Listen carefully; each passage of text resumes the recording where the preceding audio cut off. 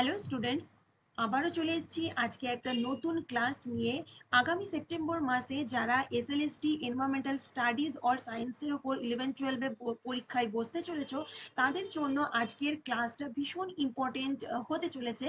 কারণ আজকের ক্লাসে আমি তোমাদের বেশ কিছু টিপস দেব যে কিভাবে তোমরা প্রিপারেশন নিলে খুব সহজেই কিন্তু তোমরা এসএলএসটির যে 2025 সেকেন্ড এসএলএসটি কন্ডাক্ট হচ্ছে সেখানে ইজিলি ক্র্যাক করবে, এবং সেটা একটা ছোট টপিকের মাধ্যমে। সাপোজ ধরে নাও এখন স্ক্রিনে তোমরা যেটা দেখতে পাচ্ছ ওয়াটার পলিউশনের একটা ছোট্ট টপিক নিয়ে আজকে আমরা ডিসকাস করব। That is layers of the water body. দেখো, ওয়াটার বডি আমাদের এনভায়রনমেন্টের মধ্যে প্রচুর রয়েছে। Fresh water body, polluted water body, fresh water বডির মধ্যে লেক চলে আসছে, পন্ড চলে আসছে, রিজার্ভার চলে আসছে, এবং এছাড়াও যে মেরিনের মধ্যে ওশিয়ান চলে আসছে। তো এই যে লেক এবং ওশিয়ানের, এগুলোর বিভিন্ন ধরনের লেয়ার্স দেখতে পাওয়া যায়। সেই যে লেয়ার্স গুলো থেকে কিন্তু খুব ইম্পর্টেন্ট কোশ্চেন যেটা কিন্তু এক্সামে তোমাদের আসতে পারে। প্রথমে আমরা দেখে নেব যে লেকের কি কি লেয়ার্স রয়েছে, যেটা দেখে আমরা বুঝতে পারবো যে কোনটা কি লেয়ার্স এবং সেখান থেকে কি ধরনের কোশ্চেন আসতে পারে। স্ক্রিনে দেখো তোমরা একটা পিকচার দেখতে পাচ্ছ, যেটা সাপোজ ধরে নাও একটা লেক বা ওয়াটার বডি, যে কোনো ধরনের ওয়াটার বডি হতে পারে। যদি সেটাকে আমরা ভার্টিক্যালি ডিভাইডেড করি, যদি কোনো একটা ওয়াটার বডিকে, সাপোজ লেককে আমরা ভার্টিক্যালি ডিভাইড করলাম, তাহলে সেখানে আমরা তিনটে লেয়ার দেখতে পাবো। নাম্বার 1 হচ্ছে এপিলিমনিয়ান, নাম্বার 2 হচ্ছে মেটালিমনিয়ান, নাম্বার 3 হচ্ছে হাইপোলিমনিয়ান। ওকে, তো নাম্বার 1 এপিলিমনিয়ান লেয়ার আমরা কোনটাকে বলবো? খুব স্বাভাবিকভাবে আমাদের এই যে লেকের, এটা হচ্ছে আপার পোর্শন, যেতে কিনা সানলাইট ডাইরেক্ট কিন্তু এই সারফেস ওয়াটার বডির ওপর পড়ছে। খুব স্বাভাবিকভাবে যখনই সানলাইট ডাইরেক্ট আমাদের এই ওয়াটার বডির ওপর পড়ছে, সেই সারফেসের ওয়াটারের যে টেম্পারেচারটা সেটা অনেক বেশি হবে। That means warmest layer of a lake, and typically well lit and mixed by wind। যেহেতু উইন্ডেরও ডাইরেক্ট কন্ট্যাক্টে থাকছে সারফেস লেয়ারটা, তাই যে কোনো ধরনের সমস্ত কিছুর একটা সুমিশ্রণ হিসেবে এই আপার লেকটা কাজ করে, যার নাম হচ্ছে এপিলিমনিয়ান। নাম্বার 2, খুব স্বাভাবিকভাবে আমরা এটা জানি যে একটা ওয়াটার বডির মধ্যে যত নিচের দিকে আমরা যাব, ধীরে ধীরে কিন্তু টেম্পারেচার কমতে থাকছে। কেন? কেন হচ্ছে, যে পরিমাণ সানলাইট বা সূর্যালোক আমাদের সারফেস ওয়াটার বডির ওপর পড়ছে, যত নিচের দিকে নামছে কিন্তু তার পরিমাণটা আস্তে আস্তে কমে যাচ্ছে, কারণ সানলাইটটা যে পেনিট্রেশন পাওয়ার সেটা কমতে থাকছে। তাই আপার সারফেস থেকে যত নিচের দিকে যাবে, টেম্পারেচার ধীরে ধীরে কমতে থাকছে। আর এই লেয়ারটাকে বলবো আমরা মেটালিমনিয়ন। এবং যেহেতু টেম্পারেচার কমতে থাকছে with depth, temperature decrease with depth, that means যত গভীরের দিকে যাব টেম্পারেচার কমতে থাকছে, তাই এই লেয়ারটাকে বলা হয়ে থাকে থার্মোক্লাইন। আর নাম্বার 3 হচ্ছে হাইপোলিমিয়ান। যেহেতু যত নিচের দিকে যাব, সানলাইট পেনিট্রেট করতে পারবে না এবং পেনিট্রেশনের পরিমাণটা বা অ্যামাউন্টটা অনেক কমে যাবে, তাই সেখানকার যে জলটা অনেক বেশি ঠান্ডা থাকবে।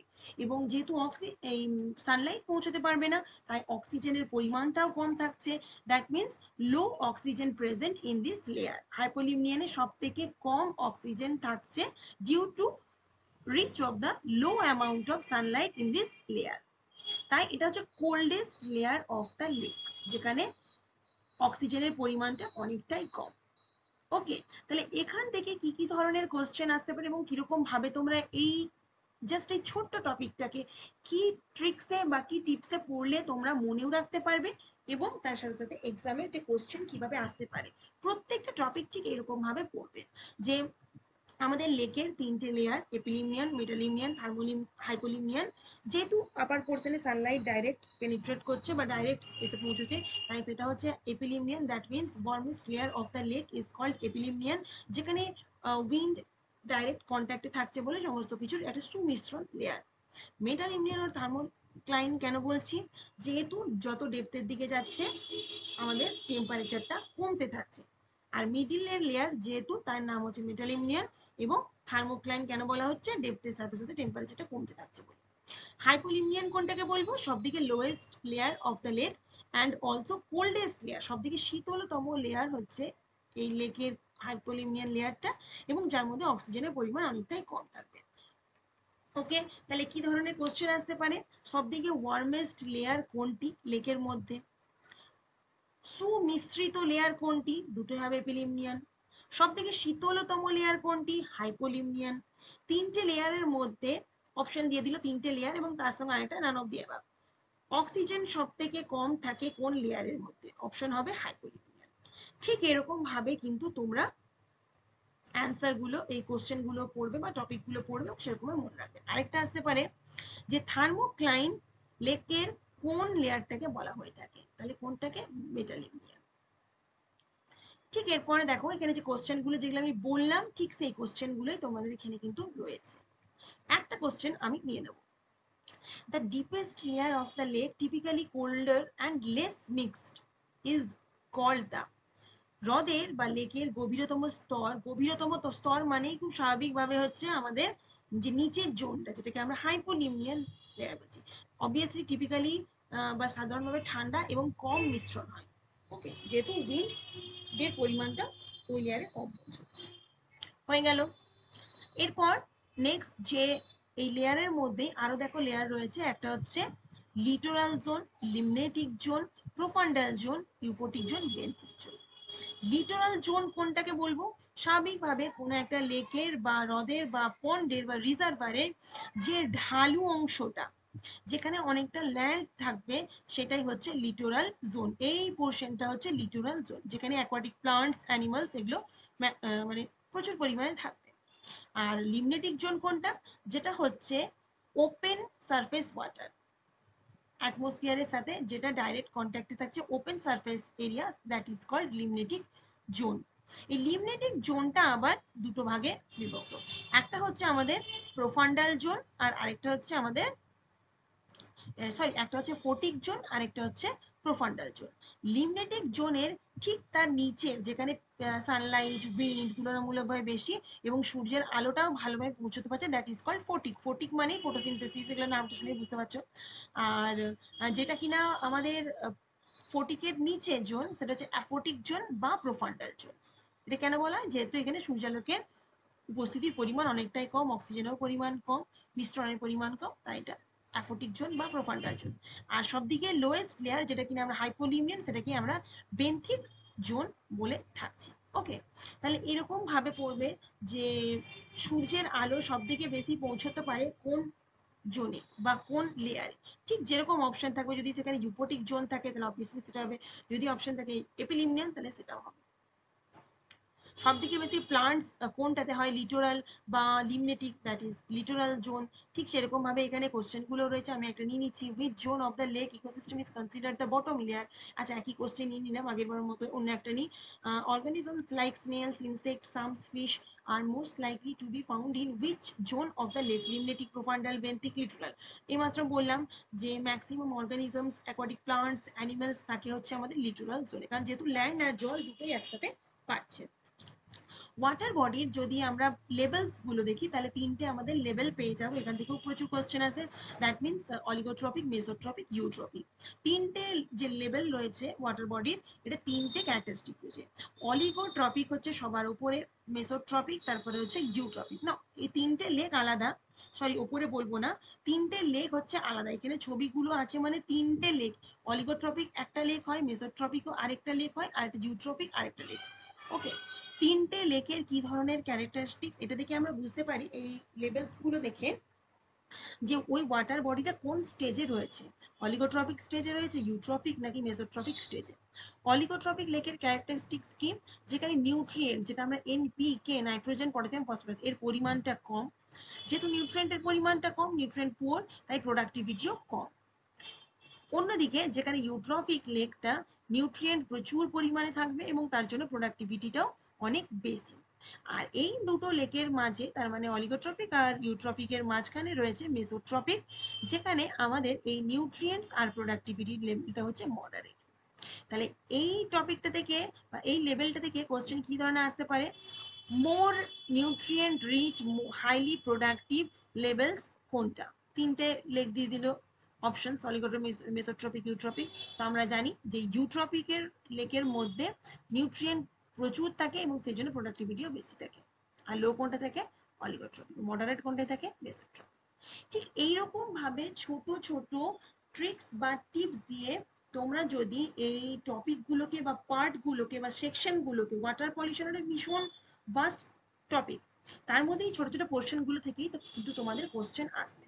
সুতরাং এগুলোকে তোমরা সেরকম ভাবেই কিন্তু পড়বে। এবং এই টপিক রিলেটেড বেশ কিছু কোশ্চেন অ্যান্সার রয়েছে, যেখানে আমি প্রথমটাই নিয়ে নিচ্ছি, which of the following is not a characteristic of an oligotropic lake?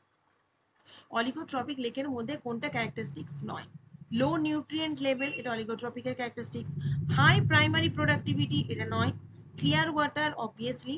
Low algal production, obviously. তাহলে হাই প্রাইমারি প্রোডাক্টিভিটি অলিগোট্রপিক লেকসের ক্যারেক্টারিস্টিক্স নয়। এটা কার? অবভিয়াসলি এটা ইউট্রপিকের। এই ধরনের তোমরা ছোট ছোট টপিক, যেটা কিনা ভার্স্ট পুরো টপিকটাকেই কভার করছে, এখানে যেমন দেখো তোমাদের জন্য আমি ফুল ওয়াটার পলিউশন চ্যাপ্টারটাই রেডি করেছি, যেটা কিনা টোটাল 29 পেজ চলে আসছে। সেটা বড় কথা নয়, 29 হোক বা 28 হোক বা 20 হোক, দেখতে হবে যে নোটসটা বানিয়েছি বা যে তোমাদের কতটা বেশি কাজে লাগলো। তো তোমরা যদি এইভাবে প্রিপারেশন নাও, আশা রাখবো প্রত্যেকটা মডিউল বা প্রত্যেকটা টপিক যদি এরকম প্রিপারেশন নাও, আশা রাখবো যে তোমরা কিন্তু কোনো রকম কোশ্চেন তোমাদের আর আনকমন থাকবে না। অবশ্যই বারবার বলবো যে শুধু কোশ্চেন অ্যান্সার কিন্তু পড়লে হবে না, তার সাথে সাথে প্রত্যেককে তোমাদের কিন্তু টপিকটাও পড়তে হবে, ডেসক্রিপটিভ পার্টটা। কারণ সাপোজ ধরো আমি একটা এক্সাম্পল দিয়ে একটা কোশ্চেন তোমাদের জন্য রেডি করেছি, সেখানে এক্সাম্পলের সব এক্সাম্পলগুলো পড়তে হবে, তবেই কিন্তু সেই এক্সাম্পলটার কোশ্চেন যেটা দিয়েছি সেটা বাদ দিয়ে যদি অন্য একটা এক্সাম্পল দেয়, তবে কিন্তু তোমরা সেখানে অ্যান্সার করতে পারবে। সুতরাং ডেসক্রিপটিভ পার্ট প্রথমে অবশ্যই পড়তে হবে, দেন ডেসক্রিপটিভ পার্ট থেকে কতগুলো কোশ্চেন অ্যান্সার পাচ্ছ সেগুলোর জন্য তোমরা এইভাবে রেডি করতে পারো। তো যারা যারা এই ধরনের আমাদের দেখবে এনভায়রনমেন্টাল স্টাডিজ বা সায়েন্সের যে মডিউলটা আমাদের সিলেবাসটা রেডি করা হয়েছে পর্ষদের তরফ থেকে, সেখানে 10টা মডিউল রয়েছে। প্রত্যেকটা মডিউল আমরা ধীরে ধীরে এইভাবেই পড়তে থাকবো, রেডি করতে থাকবো। এবং কেউ যদি এই পিডিএফ গুলো হাতে পেতে চাইছো, তাহলে স্ক্রিনে মেনশন করা ফোন নাম্বার বা হোয়াটসঅ্যাপ নাম্বারে তোমরা কন্ট্যাক্ট করতে পারো। অ্যাজ আর্লি অ্যাজ পসিবল আমি তোমাদের হাতে প্রত্যেকটা মডিউল তুলে দেওয়ার চেষ্টা করব। আমাদের পার্ট বাই পার্ট মডিউলগুলো রেডি হচ্ছে, এবং এই ক্লাসগুলো যদি প্রথমে আমরা, আমাদের মেন মোটিভ হচ্ছে আগে তোমাদের মডিউলগুলো তোমাদের হাতে তুলে দেওয়া, ঠিক আছে? তুলে দেওয়ার সাইমালটেনিয়াসলি এভাবে ছোট ছোট ক্লাস বা ছোট ছোট টপিক আমি কিন্তু ভিডিওতে দিতে থাকবো। সুতরাং তোমরা ইউটিউবের ক্লাসগুলোও কিন্তু অবশ্যই ফলো করবে। আর যদি কেউ ফুল পিডিএফ পেতে চাইছো 10টা মডিউল, অবশ্যই কিন্তু স্ক্রিনে মেনশন করা ফোন নাম্বার বা হোয়াটসঅ্যাপ নাম্বারে কন্ট্যাক্ট করবে। যদি কেউ চাইছো 10টা মডিউল আমার লাগবে না, আমি সিঙ্গেল মডিউল নেব, সেই অপশনটাও তোমরা পেয়ে যাবে। সেটার জন্যও কিন্তু তোমাদের স্ক্রিনে মেনশন করা ফোন নাম্বারের সাথে কন্ট্যাক্ট করতে হবে।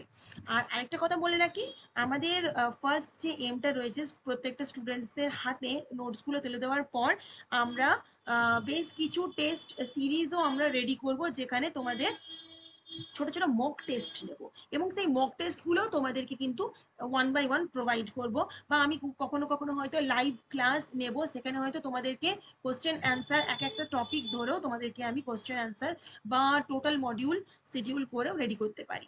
তো যারা যারা এনভায়রনমেন্টাল স্টাডিজ বা সায়েন্স এক্সাম দিচ্ছ, তাদেরকে অবশ্যই বলবো যে চ্যানেলটাকে ফলো করার জন্য, ক্লাসগুলোকে ফলো করার জন্য। আশা করব আজকের ক্লাসটা একটু হলেও হেল্পফুল হয়েছে। Thank you so much.